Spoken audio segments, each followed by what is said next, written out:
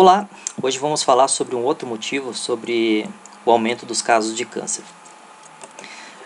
A gente vai falar sobre o aumento da expectativa de vida dos pacientes com doença avançada. Os pacientes que antigamente viviam muito pouco, algumas semanas, pouquíssimos meses, hoje estão vivendo muito mais.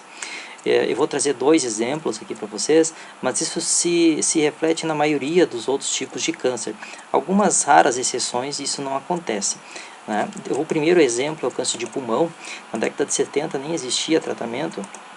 Só na década de 80 a gente começou a fazer quimioterapia nesses pacientes e a gente acabou aumentando um pouquinho mais a sobrevida.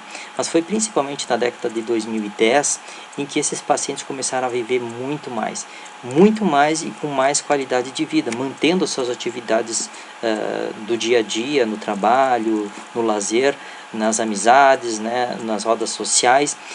Pacientes que antes, na primeira complicação da sua doença, internavam e acabavam morrendo, hoje não, né? Hoje estão aí vivendo de uma maneira quase que normal. Vocês podem ver que esses dados são bastante animadores, mas ainda carecem de atualização, podendo se tornar ainda mais expressivo esse aumento da expectativa de vida desses pacientes, tá?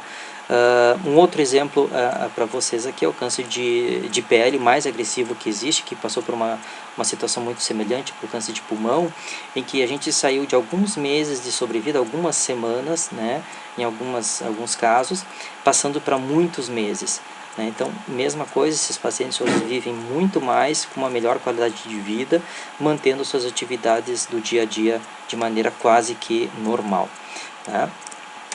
Da mesma forma, ainda carece também, e cada vez mais, vindo mais alternativas de tratamento, fazendo com que esses pacientes vivam muito mais, tá?